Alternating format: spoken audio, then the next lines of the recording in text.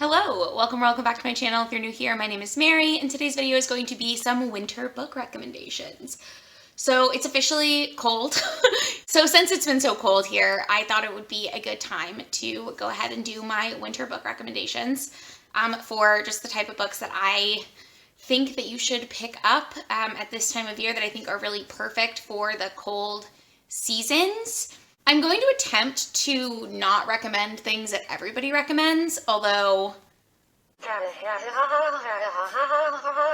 there's only so many things that I've read, and there's only so many things that I really think fit the sort of like winter vibe. If you're not a seasonal reader, I am also not a seasonal reader, so don't feel like weird about that. But I do find that there are certain things that I sort of am more willing to read and more wanting to pick up in the colder months than I am at other times of the year. So I thought I would share some of my favorite cold weather appropriate reads. Some of these have like snowier settings. Some of these just have like cozier vibes. And then a lot of these actually are just the kind of books that I like to read when particularly when I'm like on winter break, because there's not a whole lot to do when it's freezing cold outside of my home. So I like to sit on my couch, drink my tea, hot chocolate, coffee, and read my book for hours at a time. That is my preferred cold weather activity. So I've recommended a lot of these with that in mind. But without further ado, let's just jump into the first recommendation. The first book I have to recommend is actually a newer release that came out last year, and it is The Invisible Life of Addie LaRue by V.E. Schwab. This is a fantasy romance sort of historical novel, and it follows two timelines. One is a past timeline about Addie LaRue and how she makes this deal with the devil, and then the 300 years after she makes this deal to live forever and how her life is affected. I guess I should explain the premise of the deal. Basically, Addie LaRue is going to be forced to marry this man that she doesn't want to marry in 18th century France, and she decides that rather than marry this man, she's going to make a deal with the gods that come out at night, even though you're not supposed to do that. And she makes this deal that she can live forever, but no one will ever remember her. And so she can't get a lease anywhere. As soon as she leaves a room, people forget who she is. And the reason I think this is a really good book to read in the wintertime is because it is set in New York in, I think, early March. So it's like winter, early spring, but it very much has cozy vibes. It's cold out, it's snowing. That kind of vibe is very present in this book. And I don't want to say too much else about it because I feel like if you know more about the plot, it's less magical to read. So I'm sure everyone knows about the plot now, but suck my ass. The next recommendation I have for a winter read is The Night Circus by Erin Morgenstern, which I read earlier this year. This is a book that doesn't really have very much of a plot. It's one of those like no plots, just vibes book, but it is set in this magical circus at the turn of the century, and it follows two main characters who are both being trained by competing magicians, like with different schools of thought on magic and how magic should work. And they build up this arena, which is the circus that travels around, and the two of them are just basically competing against each other to see who can make more magical things sort of happen. The magic in this, the atmosphere in this is incredible, and I really do think it's the perfect book to just like curl up and read on like a freezing cold Saturday, you know? The next book I have is actually a horror recommendation that was really popular last year. It came out a couple years ago, but I think the movie came out last year, so a lot of people were reading it, myself included, and that is I'm Thinking of Ending Things by Ian Reid, which is about this couple. They're going on a trip to meet the man's parents, and we're from the perspective of his girlfriend, and she is thinking about breaking up with him on this snowy drive in Oklahoma to the farm that her partner's parents live at. And then we get there and weirder things start happening, and it becomes very apparent very quickly that things are not the way that you thought that they were. I really liked this book. The twist at the ending really took me by surprise, and I actually like had to reread it because I was very unsure about what had happened. But I think the atmosphere is really perfect for this time of year. It's very snowy, very cold, and I would highly recommend this for horror fans, especially if you like slow burn horror and weird stuff, because it's very slow burn, it's very weird. I don't really recommend the movie, although I have friends who are very into movies and they really liked this movie. I did not like it very much.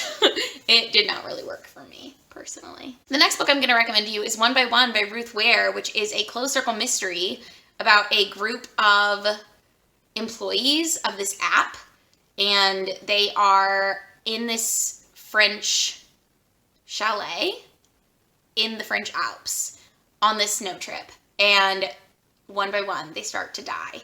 And you follow two different perspectives. One is an employee who's staying there, and the other is the woman who works at this chalet and is like hosting this group. And you are just trying to figure out who done it, basically. It's very much a whodunit murder mystery. I think, especially if you liked things like The Guest List by Lucy Foley, if you like the closed environment, people start dying and you're trying to figure out what's going on, if you like that whole aspect, I really do think you would enjoy this one. It is very slow burn, and it is not a thriller. It is very much a mystery.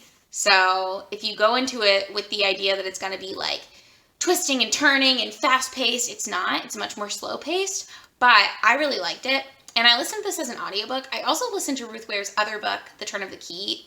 Well, the other Ruth Ware book that I've read, I listened to that as an audiobook, and it's the same narrator. So if you've listened to either of those audiobooks and you like or dislike that narrator, that can sort of dictate your decision on whether you want to listen to more audiobooks. But I liked the narrator when I listened to The Turn of the Key, and then I listened to One by One, and I thought the narrator did a really good job yet again. The next book that I have to recommend to you is another standalone fantasy, and that is Spinning Silver by Naomi Novik, which I feel like a lot of people recommend this one, so this one might not be as unique, but this was one of my favorite books that I read last year, and it's sort of a Rumpelstiltskin retelling. So it follows the perspective of a couple of different women around, I believe it's like medieval Russia, or like a Russian-inspired setting. So similar to The Bear and the Nightingale, which is one that I'm not going to recommend, but I'm kind of recommending because I enjoyed that series, but I feel like everyone recommends it, so I'm not technically recommending that. Oh, right. The poison for Cusco. The poison chosen specially to kill Cusco. Cusco's poison. But the settings are kind of similar, except for in this one, we follow multiple perspectives of different women who sort of don't fit in with what society wants of them.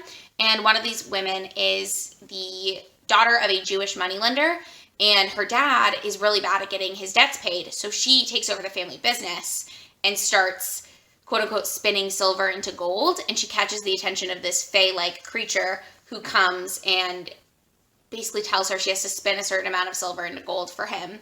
And the story goes on from there. But I liked this book a lot. I thought it was fascinating. And this is another one that I listened to the audiobook of last year. And I would recommend doing it that way. I thought the different narrators did a really good job with the different characters. And I thought the story was just amazing. My next recommendation is more of a general recommendation. And I'm going to recommend that you pick up that fantasy series that you haven't really felt like you could pick up. Because, let's face it, if you're anything like me, you are going to be inside with the heat, with the blankets, with the fireplace going, and you're going to be curled up with a good book. So why not dedicate some time to reading books that have intimidated you in the past?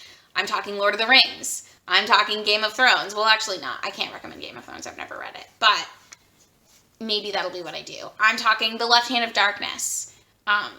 The Mistborn series, any fantasy series that you have been putting off, even if it's like ACOTAR, like I'm probably going to try to read more ACOTAR, because I read the first book this month. I'm going to try to read more of it this winter. I just think that winter is a really good time to pick up a series and get really cozy, really invested in a world, because like I mentioned, this is the time of year that I think I spend the most time reading, just because I'm not an outside person, okay?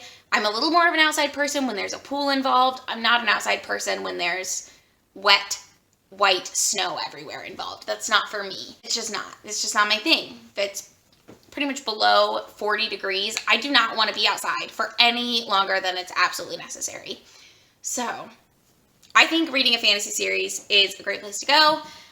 If you are not quite into that, which I understand, I wasn't always the biggest fan of series reading, just because I still just, it gets away from me and I don't finish series. So, oops. But the next and final book, I think, that I'm going to recommend this winter season is a classic. And that is East of Eden by John Steinbeck. It's also the only one I've had to show to you this whole time, so I really apologize about that.